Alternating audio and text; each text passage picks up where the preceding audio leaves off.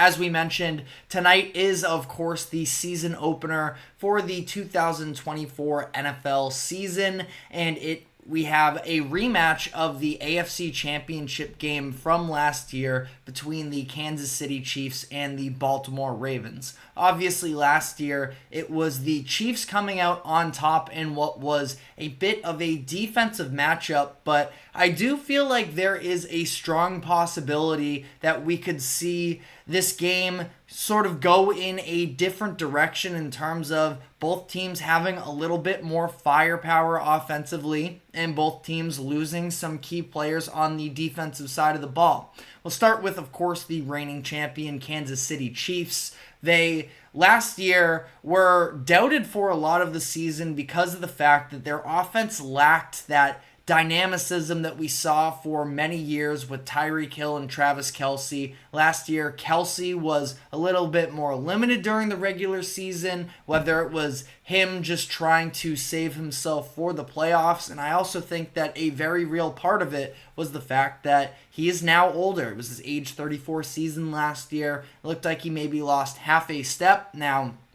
obviously, the playoffs would say otherwise, as he was excellent then. But I think that ultimately, when we're looking at what type of production you can get from Kelce moving forward, I think it's going to be more limited in the regular season. And how did the Chiefs adjust to that? They went out and they added some additional playmakers on the perimeter. They were able to draft wide receiver Xavier Worthy with their first-round pick this year. Worthy is somebody that for a while was sort of mocked to the Chiefs for the fact that he has a little bit of Tyreek Hill to him, specifically the younger Tyreek Hill, before I think that Hill really developed as a savant of the game from an IQ standpoint as well. When he stepped foot in the league, he was a burner, and that's exactly what Xavier Worthy is. He was able to break the NFL Combine 40-yard dash record, and he showed on the field as well during his time at Texas that, yeah, no doubt he is a burner. So that's somebody that the Chiefs are hoping they can stretch the field a little bit more with Worthy. Last year, they lacked the presence of explosive plays throughout, and Patrick Mahomes is more than capable of putting together methodical drives, but at least keeping the opposing defense disciplined and forcing them, I should say, to play a little bit further back in the secondary, not give opposing teams the opportunity to crowd the line of scrimmage quite as much. So Worthy could definitely be in for a big rookie season. And then they also made the move to sign free agent wide receiver Hollywood Brown, another player that we know if there's one thing he can do, it is run fast. So there are these speed receiver options on the perimeter to complement what was a very promising rookie season from Rashee Rice last year, and Rice is hoping to be a little bit more of the intermediate game and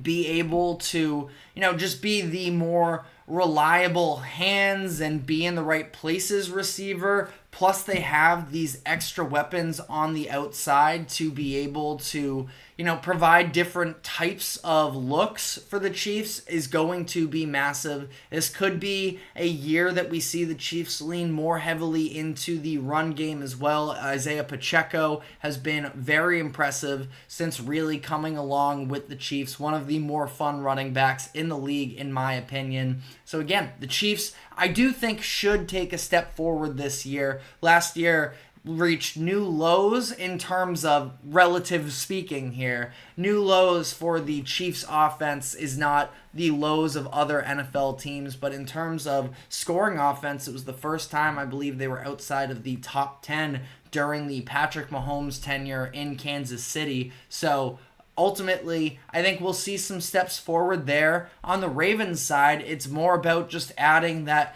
more reliable running back because they've had a number of different players over the course of the past couple seasons. Last year, we did see some flashes from rookie running back Keaton Mitchell before he ended up getting injured for the second half of the season. They were more so relying on the likes of Gus Edwards and Justice Hill, J.K. Dobbins as well, even though he was also dealing with injuries. That as much as, there are some talented players in there, versatile as well, being able to be a part of the running and passing game, they were lacking the real bruiser in the middle, and that's where they decide to make the move to sign Derrick Henry to a free agent contract, and you put together a backfield that has Lamar Jackson and Derrick Henry. That is nightmare fuel for opposing defensive coordinators, considering the fact that the Ravens were already last year the number one rushing offense by a significant margin,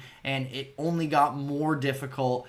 It is going to be, in my opinion, more difficult to stop the run of the Ravens this upcoming season. But like I mentioned, it's not just that both of these teams got better on offense from when they last met in the AFC Championship game. Some key losses on both sides where the Chiefs ended up having to trade L'Jarius Sneed, their number one cornerback, one of the best corners in the game. So now he's in Tennessee. The Ravens had to let Patrick Queen walk in free agency, one of their starting linebackers from last year. Both of these players make a massive difference. I think the Chiefs are more impacted by the departure than the Ravens are for Queen, considering the fact that the Ravens have 3 stars at each level, in my opinion, of that defense. Justin Madubuike up front. They still have Roquan Smith at linebacker, and Kyle Hamilton, in my opinion, is the best safety in the NFL. So ultimately, I think that the Ravens defense is still going to be really good from a talent perspective, but that being said, they did also notably lose defensive coordinator Mike Macdonald, who was hired as a head coach in Seattle, known as one of the bright defensive minds in the NFL, took some key assistants with him as well, so it could potentially take a little bit of time for this defense to really fully reestablish themselves. But either way, these are 2 of the top contenders in the NFL. I think when you look at this matchup last year, both of these teams, great defenses, a little bit more susceptible in the run, which would sort of favor in this type of a situation the Ravens. Now, ultimately, that was the case last year, and that didn't end up taking place. That was a bit of, in my opinion, a misplay from Todd Monken, the offensive coordinator of the Ravens, and the overall process of how they went about that game and their approach. But even still, I do think that with both of these teams, we are going to see some really impressive quarterbacks, 2 of the best quarterbacks in the NFL, working against some stellar defenses. Now, some other things to take into consideration as well. We mentioned that the run game is going to be prominent.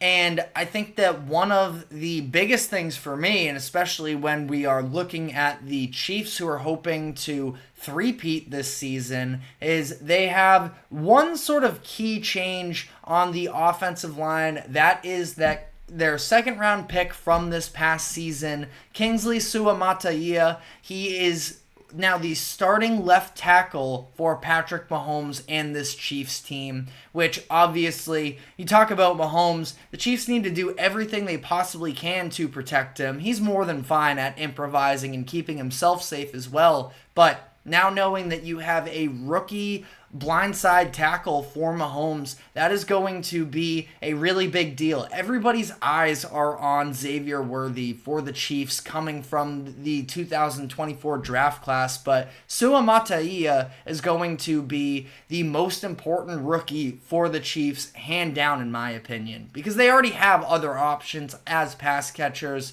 with Travis Kelce, with Rashee Rice, and Hollywood Brown that ultimately, if it takes Xavier Worthy a little bit of time to develop, I don't think that that is crippling for the Chiefs, but the offensive line has underratedly been a huge strength of the Chiefs the past few seasons, and I think it has a great opportunity to be so once again. They're also getting Joe Thuney back, their starting offensive guard who missed the Super Bowl last year, so the ground and pound game is going to be important in this game and just the overall play of that offensive line moving forward here for the Chiefs is going to be massively important. And while we're on the topic of rookies on the other end, with the Baltimore Ravens, they decided to use their first round pick on former Clemson cornerback Nate Wiggins, who really shined during preseason, got injured as well, did allow a touchdown in that first game, so it wasn't all flawless and smooth during training camp,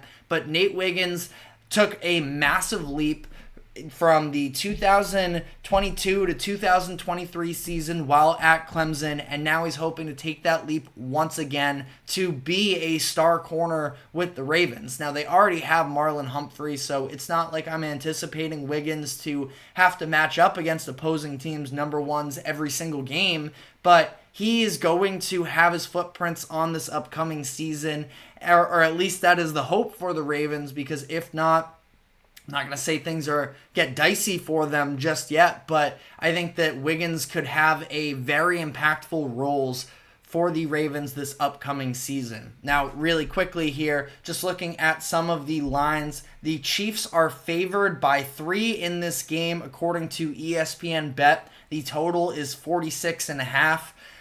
I'm going to probably stay away from the total. My general thoughts on that is that 46.5, I think, is very achievable for the over. Again, 2 great defenses from last year, and there is also the adage that it usually takes offenses a little bit longer to work their way into a rhythm than it does defenses. So I definitely would not definitively say I love the over in this game, but that is probably the direction that I would lean in this. You got 2 teams that are hoping to establish a little bit more of a ground and pound attack this upcoming season, and that is a little bit of the weaknesses, especially as well. You look at the Chiefs, they lost L'Jarius Sneed on the outside, but Willie Gay was also a pretty key member of that Chiefs team last season as well. He is now in New Orleans, so things shaken up a little bit. Ultimately, this line moved. I believe at the beginning of the week, it was the Chiefs by 3.5. Now with it at 3, I really don't feel great about it either way. On Fridays for the remainder of the season, I'll be giving official picks to keep track of throughout the course of the year, so I would not like this one to be on the record for me. But that being said, if I had to go either direction, I think that ultimately, I think I'm going to go with the Chiefs in this game, which I don't feel great about. I think they can cover the 3 ultimately. A spread that small feels like it's going to be they either win or they don't. And, they will cover that 3. But I think that if I had to pick a direction, I would go Chiefs -3. But let me know what your thoughts are in the comments section, as I want to continue on with this game as well, and I want to talk about the fantasy football implications of this game. So we will be diving into what does this season look like in terms of the red zone splits with Derrick Henry and Lamar Jackson, who is going to get the majority of the rushing touchdowns for them. On the other side, who on the Chiefs can emerge for a solidified second option behind Travis Kelce. We will dive into that and more, but first we will be taking a quick break. Do not go anywhere. We will be right back.